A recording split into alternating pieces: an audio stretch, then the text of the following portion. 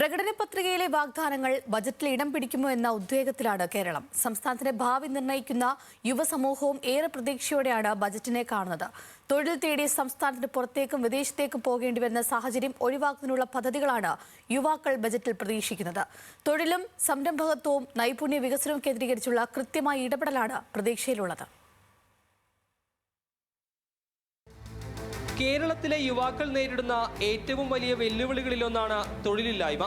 പഠനം പൂർത്തിയാക്കിയ ആയിരക്കണക്കിന് യുവാക്കളാണ് ഓരോ വർഷവും തൊഴിൽ തേടി വിദേശ രാജ്യങ്ങളിലേക്ക് പോകുന്നത്. ഈ സാഹചര്യത്തിൽ തൊഴിലവസരങ്ങൾ വർദ്ധിപ്പിക്കുന്ന സമഗ്ര പദ്ധതികളാണ് UDF സർക്കാരിന്റെ ആദ്യ ബജറ്റിൽ നിന്ന് യുവാക്കൾ പ്രതീക്ഷിക്കുന്നത്. Artificial intelligence, digital technology, advanced manufacturing തുടങ്ങി ഭാവി തൊഴിൽ മേഖലകളിൽ പരിശീലനം നൽകുന്ന പ്രത്യേക പദ്ധതികൾ ബജറ്റിൽ ഉണ്ടാകുമെന്നാണ് യുവാക്കളുടെ പ്രതീക്ഷ. AI പോലുള്ള ഇനീഷ്യേറ്റീവുകൾക്ക് കൂടുതൽ ഫണ്ടിങ് അനുവദിക്കുകയും കഴിഞ്ഞ ബജറ്റിൽ പറഞ്ഞിട്ടുള്ള GPU ക്ലസ്റ്റർ പോലുള്ള കാര്യങ്ങളിൽ ഓപ്പറേഷൻ ലെവലിലേക്ക് കൊണ്ടുവരാൻ പറ്റുകയും കൊച്ചി, ട്രിവാൻഡ്രം, കാലിക്കറ്റ് പോലുള്ള എമർജിംഗ് സിറ്റീസിൽ അതിൻ്റെ ഡെഡിക്കേറ്റഡ് ഹബ്ബുകളും ലാബുകളും കൊണ്ടുവരാൻ പറ്റുവാണെങ്കിൽ നമുക്ക് ഇവിടെയുള്ള AI ഓപ്പർച്യൂണിറ്റി ക്യാപിറ്റലൈസ് ചെയ്യാൻ വേണ്ടി പറ്റും. സ്റ്റാർട്ടപ്പുകളിൽ ഗവൺമെൻറ് ഇക്വിറ്റി എടുക്കുക, അത് ഇൻവെസ്റ്റേഴ്സിനും ഒരു നല്ല സിഗ്നലാണ് കേരളത്തിലേക്ക് സ്റ്റാർട്ടപ്പുകളിലേക്ക് ഇൻവെസ്റ്റ് ചെയ്യാൻ വേണ്ടിയിട്ട്. അപ്പോൾ അത്തരത്തിലുള്ള മാറ്റങ്ങളാണ് കേരളത്തിലെ ഈ ബജറ്റിൽ നിന്ന് പ്രതീക്ഷിക്കുന്നത്. സംരംഭകത്വം പ്രോത്സാഹിപ്പിക്കുന്നതിനായി സ്റ്റാർട്ടപ്പുകൾക്ക് സാമ്പത്തിക സഹായം, പലിശരഹിത വായ്പ, ഇൻക്യുബേഷൻ സെന്ററുകളുടെ വ്യാപനം തുടങ്ങിയ പ്രഖ്യാപനങ്ങളും ഈ ബജറ്റിൽ യുവാക്കൾ പ്രതീക്ഷിക്കുന്നുണ്ട്. പ്രഖ്യാപിച്ച പദ്ധതികൾ വേഗത്തിലാക്കുന്നതിനൊപ്പം അടിസ്ഥാന സൗകര്യ വികസനങ്ങൾക്ക് മുൻതൂക്കം നൽകണമെന്നും യുവാക്കൾ പറയുന്നു.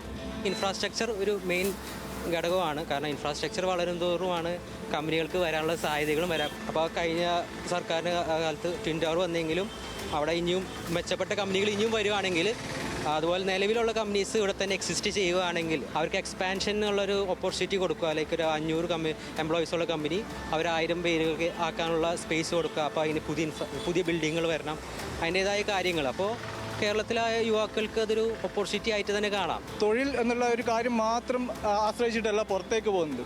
അവിടെ ആ ഒരു സമൂഹം, ആ ഒരു സൊസൈറ്റി എങ്ങനെയാണുള്ളത് എന്നുള്ളതൊക്കെ ഡിപ്പെൻഡ് ചെയ്തിരിക്കും. ഇപ്പോൾ ഇവിടെ നോക്കിക്കഴിഞ്ഞാൽ, നമ്മുടെ ഇൻഫോ പാർക്കിൽ നോക്കിക്കഴിഞ്ഞാൽ രാത്രി ഒരു 7 മണിക്ക് ശേഷം നമ്മളിവിടെ ഒരു ഗതാഗത സൗകര്യങ്ങൾ കാര്യങ്ങളൊന്നും കാര്യമായിട്ടില്ല. അപ്പോൾ അത്തരം സൗകര്യങ്ങളൊക്കെ ഇനി ഇവിടെ കൂടേണ്ടതുണ്ട്.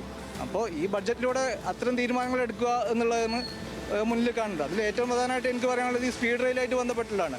സ്പീഡ് റെയിലിൻ്റെ കാര്യത്തിൽ ചില പ്രഖ്യാപനങ്ങളൊക്കെ ഈ ബഡ്ജറ്റിൽ ഉണ്ടാകും എന്നുള്ളത് തന്നെയാണ് പ്രതീക്ഷിക്കുന്നത്. വ്യവസായ മേഖലയുടെ ആവശ്യങ്ങൾക്കനുസരിച്ച് യുവാക്കളെ സജ്ജരാക്കുന്ന സ്കിൽ ഡെവലപ്മെന്റ് പദ്ധതികൾക്ക് ബജറ്റിൽ വലിയ പ്രാധാന്യം നൽകണം.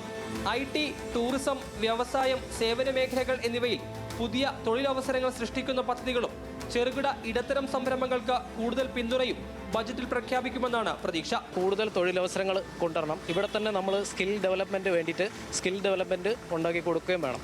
ബസ് അല്ലെങ്കിൽ കാറ്, അങ്ങനെയുള്ള കണക്ടിവിറ്റി, റോഡ് വികസനം, ഇൻഫോ പാർക്ക് അല്ലെങ്കിൽ ടെക്നോ പാർക്കിൻ്റെ അടുത്തുള്ള വികസനങ്ങൾ, മൊത്തത്തിലുള്ള രീതിയിലുള്ള എല്ലാ രീതിയിലും, ബിൽഡിംഗ് ആയിക്കോട്ടെ, അതുപോലെ തന്നെ പാർക്കിംഗ് ആയിക്കോട്ടെ, അതുപോലെ തന്നെ സമീപമുള്ള ഷോപ്പുകൾ, അങ്ങനെയുള്ള എല്ലാ രീതിയിലുള്ള സമഗ്ര വികസനമാണ് വരുവാണെന്നുണ്ടെങ്കിൽ ഉറപ്പായിട്ടും ഇവിടെ തന്നെ ആളുകൾ നിൽക്കും. കേരളത്തിൽ നിന്ന് വിദേശ രാജ്യങ്ങളിലേക്കും മറ്റ് സംസ്ഥാനങ്ങളിലേക്കും യുവപ്രതിഭകൾ ഒഴുകിപ്പോകുന്ന ബ്രെയിൻ ഡ്രെയിൻ പ്രതിഭാസം തടയാൻ വൻ പദ്ധതികളും ആദ്യ ബജറ്റിന്റെ ഭാഗമാകുമോ എന്ന ആകാംക്ഷയും ഉയരുന്നുണ്ട്. കഴിഞ്ഞ പ്രാവശ്യമാണ് reverse migration is happening Kerala എന്ന് പറഞ്ഞിട്ട് മുൻ മന്ത്രി തന്നെ പറഞ്ഞിട്ടുണ്ടായത്. ആ സാധ്യത ഇപ്പോഴും നിലനിൽക്കുന്നുണ്ടോ എന്നുള്ളത് പരിശോധിക്കപ്പെടേണ്ട കാര്യമാണ്. ജോലിയില്ലായ്മ കൊണ്ട് മാത്രമല്ല പുറത്തു പോകുന്നതിൽ നമുക്കറിയാം. അവിടുത്തെ അതിൻ്റെ അനന്തമായിട്ടുള്ള സാധ്യതകളൊക്കെ ഉൾപ്പെടുത്തിയിട്ട് അതിൻ്റെ സാലറിയും ഒക്കെ ഉൾക്കൊണ്ടിട്ടാണ് അവരൊക്കെ പുറത്തു പോകുന്നത്. ഇപ്പോൾ വാഴ 2 സിനിമയിലൊക്കെ തന്നെ നമ്മൾ കണ്ടിട്ടുള്ളതാണ് അവിടെ പോയിട്ട് അനുഭവിക്കുന്ന ദുരിതങ്ങളും അനുഭവിക്കുന്ന പ്രശ്നങ്ങളൊക്കെ. ഈ സർക്കാർ മുന്നോട്ട് വെച്ച കുറേ ഗ്യാരണ്ടികളുണ്ടല്ലോ, അതിലൊരു പ്രധാനപ്പെട്ട ഗ്യാരണ്ടി ആയിരുന്നു യുവാക്കൾക്ക് 5 ലക്ഷം രൂപ പലിശയില്ലാതെ നൽകുമെന്നുള്ളത്. അത് എത്രയും വേഗം നടപ്പാക്കിയാൽ ഈ കഴിവുള്ള യുവാക്കൾക്ക് ഒരു സ്റ്റാർട്ടിംഗ് എന്നുള്ള നിലയ്ക്ക് ഒരു കമ്പനി തുടങ്ങി ഇവിടെ തൊഴിലവസരങ്ങൾ സൃഷ്ടിക്കാൻ പറ്റുന്ന ഒരു സാധനമാണ്. കൂടുതൽ തൊഴിലവസരങ്ങളും മികച്ച സംരംഭക അന്തരീക്ഷവും സൃഷ്ടിക്കാൻ ലക്ഷ്യമിട്ടുള്ള പ്രഖ്യാപനങ്ങൾ പ്രതീക്ഷിക്കുന്ന യുവാക്കൾക്കായി സർക്കാർ കരുതി വച്ചിരിക്കുന്നത് എന്ത് എന്നാണ് ഇനി അറിയേണ്ടത്. ജോലി തേടി നാടുവിടേണ്ട സാഹചര്യം മാറണം. ആശയങ്ങൾ സംരംഭങ്ങളായി വളരാൻ പിന്തുണ നൽകണം. ഭാവിയിലെ തൊഴിൽ മേഖലയിലേക്ക് യുവാക്കളെ കൂടുതൽ പ്രാപ്തരാക്കുന്ന തരത്തിൽ നൈപുണ്യ പരിശീലനങ്ങൾ ഉൾപ്പെടുത്തണം. ഇങ്ങനെ തുടങ്ങി നിരവധി കാര്യങ്ങളുണ്ട് യുവാക്കൾക്ക് സർക്കാരിനോട് പറയാൻ. ഇനി ഇതെല്ലാം കാണേണ്ടതും അറിയേണ്ടതും പരിഹരിക്കേണ്ടതും സർക്കാരാണ്. കൊച്ചിയിൽ നിന്ന് ക്യാമറമാൻ അഫ്സൽ രാജിനൊപ്പം അബ്ദുൾ റഹീം, ന്യൂസ് മലയാളം.